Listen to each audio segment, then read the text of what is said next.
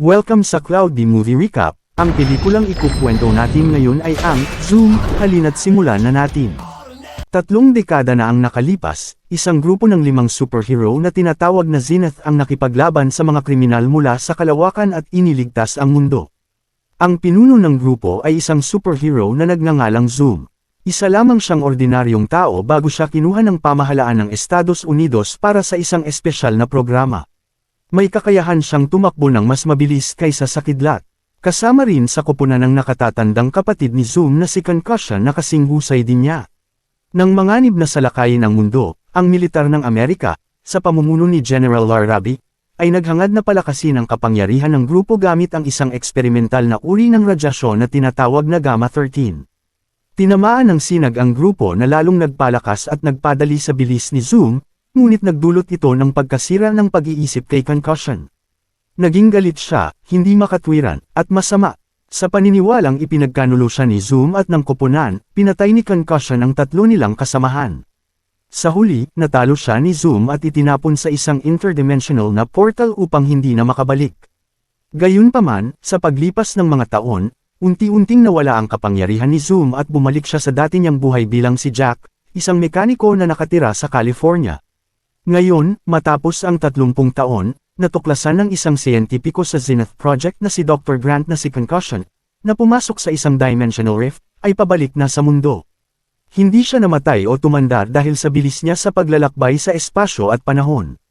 Naniniwala ang mga siyentipiko na kasing lakas pa rin siya at babalik upang maghayganti sa kanyang kapatid. Ngunit nasanay na si Zoom sa kanyang buhay bilang Jack at matagal nang nawala ang kanyang kapangyarihan. Dahil dito, nais ni General Larabi na kumuha ng mga batang may espesyal na kakayahan at sanayin ang mga ito upang labanan si Concussion sa kanyang pagbabalik. 12 araw na lamang ang natitira bago siya dumating. Ang tanging taong maaaring magsanay sa mga batang ito ay si Zoom mismo. Tiyak ang general na hindi ito makikipagtulungan kaya inutusan niya si Grant na dalhin siya sa base sa anumang paraan. Pagkatapos, nakita natin sa unang pagkakataon ng dating superhero na si Captain Zoom. Matapos magretiro, kilala na siya bilang si Jack. Ginagamit niya ang natitira niyang kapangyarihan upang pabulaahin ang kanyang kape gamit ang kanyang mga daliri. Dumating sina Grant at ang psychologist ng Zenith Project na si Dr. Marcia upang kunin si Jack para sa misyon. Iniisip ni Jack na baliw ang ideya dahil hindi na kailangan ng mundo ng panibagong grupo ng mga superhero. Nang maramdaman ni Grant na ayaw niyang sumama, tinamaan siya nito ng pampatulog at nawalan siya ng malay. Nagpasya ang general at si Grant na ilihim kay Jack ang pagbabalik ni Concussion dahil naniniwala silang magiging emosyonal siya at maaapektuhan ang kanyang pag-iisip. Pagkatapos, ipinakilala ang pinakabatang miyembro ng grupong re-recruit. Siya ay isang 6 na taong gulang na batang babae na nagngangalang Cindy na may pambihirang lakas. Kaya niyang buhatin at ihagis ang isang matandang tao nang walang kahirap-hirap. Ginagamit ni Cindy ang kanyang kapangyarihan upang labanan ang mga nambubuli at nais niyang mag-audition para sa koponan. Sumunod ay ang 16 na taong gulang na estudyante na si Summer. May kakayahan siyang magpalipat ng mga bagay gamit lamang ang kanyang isip at bahagyang makabasa ng isipan ng iba. Dahil palagi siyang nag-iisa sa paaralan, itinuturing siyang kakaiba ng marami kaya nais niyang sumali sa koponan upang magkaroon ng lugar na kinabibilangan. Mayroon ding 17 taong gulang na si Dylan na kayang maging hindi nakikita kung gugustuhin niya. Ginagamit niya ito upang maloko ang kanyang mga guro ngunit madalas pa ring mapahamak. Huli ay ang 12 taong gulang na si Tucker na may kakaibang kakayahan, kaya niyang palakihin ang anumang bahagi ng kanyang katawan at gawing dambuhala ang sarili. Sa training days, nagising si Jack at sinabihang bibigyan siya ng $250,000 kung papayag siyang sanayin ang mga bata, ngunit kung tatanggi siya, ikukulong siya sa ilalim ng maling paratang. Tinanggap niya ang alok ngunit iginiit pa rin niyang hindi na kailangan ng mundo ang mga superhero. Opisyal niyang nakilala si Dr. Marcia na kanyang pinakamalaking tagahanga. Kinokolekta nito ang unang edisyon ng lahat ng comics ng Zenith at labis na humahanga kay Zoom. Nagulat si Jack nang makita niyang puro mga bata ang mga kandidato. Nagbiro siya kung sumasali ba ang mga ito sa paligsahan sa pagbaybay, ngunit ipinaliwanag ni Grant na ang lahat ng bata ay ipinanganak na may natatanging kapangyarihan. Ayon kay Dr. Marcia, kailangan nilang natural na paunlarin ang kakayahan ng mga bata dahil napakataas ng panganib ng Gamma-13. Ipinakita ng mga bata ang kani-kanilang talento, Ang ilan ay napakabilis kumurap habang ang iba ay tila walang kontrol sa kakaibang kakayahan. Sa huli, napili sina Cindy, Summer, Dylan, at Tucker upang sanayin. Samantala, 9 na araw na lamang bago dumating si Concussion. Masaya ang General at si Grant na nakakuha sila ng pinakamahusay na mga bata sa maikling panahon, ngunit nag-aalinlangan sila kung kakayanin ni Jack silang ihanda sa tamang oras. Handa ang General na turukan ng Gamma-13 ang mga bata kahit hindi isaalang-alang ang epekto nito sa kanilang kalusugan. Sa simula, hindi sineseryoso ng mga bata si Jack at iniisip nilang isa lamang siyang karaniwang matandang lalaki. Ngunit nagbigay si Dr. Marcia ng aralin tungkol sa kasaysayan ng Team Zenith at ibinunyag na si Jack ay si Captain Zoom. Nagsimulang humanga sa kanya ang dalawang pinakabata, ngunit nanatiling may pagdududa si Dylan. Sinuri ng mga siyentipiko, kasama si Jack, ang lawak ng kapangyarihan ng mga bata sa pamamagitan ng pagpapagamit sa kanila ng kani-kanilang kakayahan. Si Cindy ay palaging nakasuot ng magagandang kulay rosas na damit kahit nagbubuhat ng mabibigat na bagay. Naiinis si Jack sa kanya ngunit palagi siyang kinakausap ng bata. Si Dylan naman ang pinakaproblemado sa kanila. Nawawala siya habang sinusuri ang kanyang kakayahan kaya gumawa pa ang pasilidad ng bagong alerto na tinawag na Woro o Dylan Wo upang mahuli siya.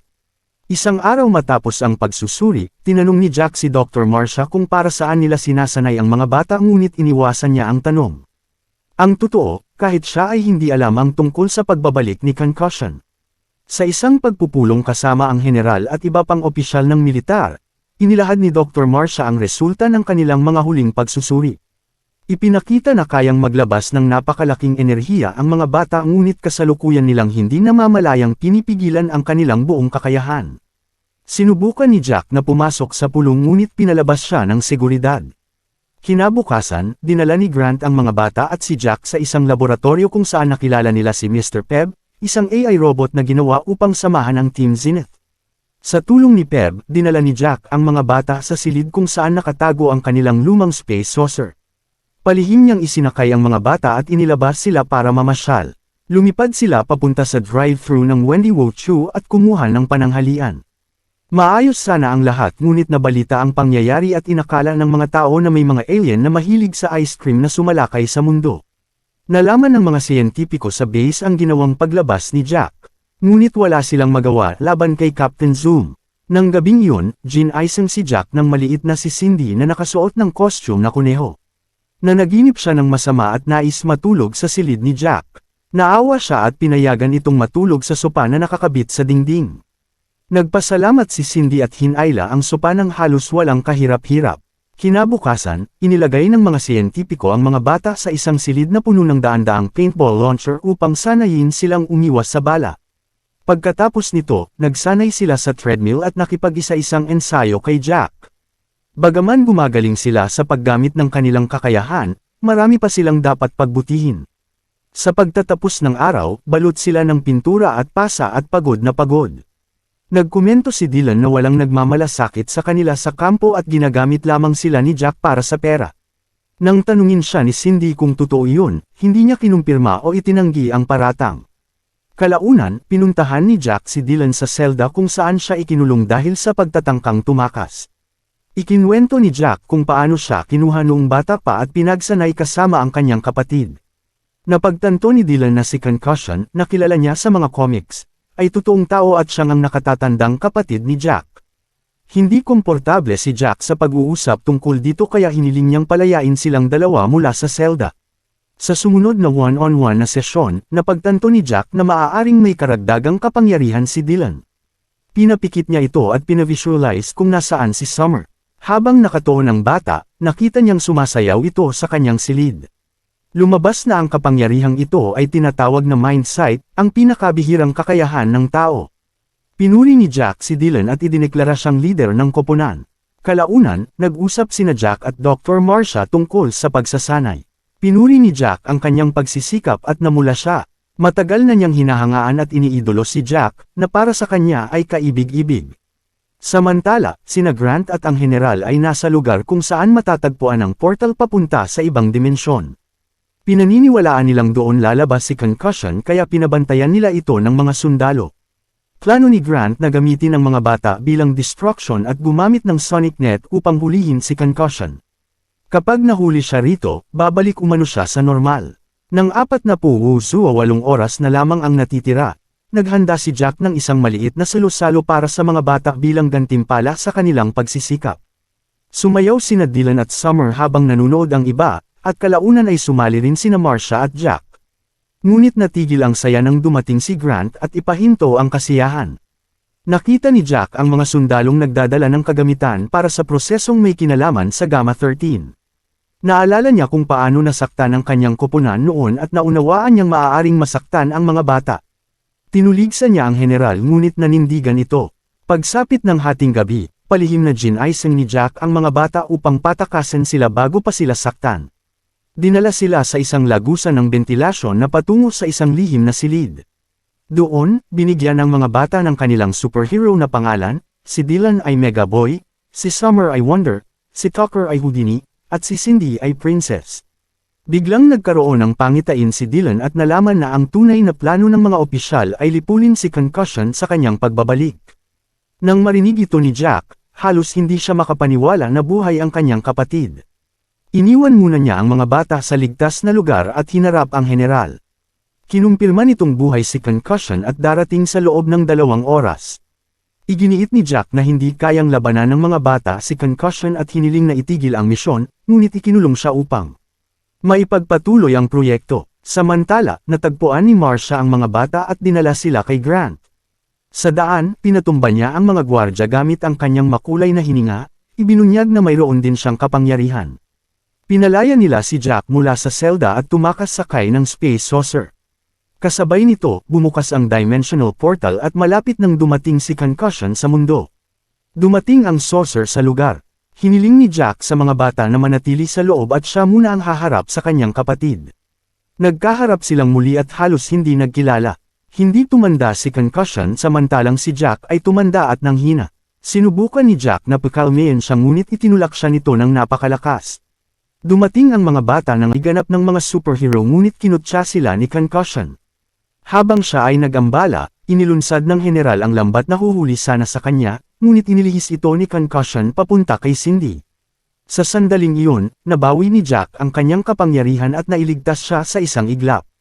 Tumakbo siya patungo sa laboratorio, sinuot ang kanyang protection, at bumalik sa loob lamang ng 5 segundo.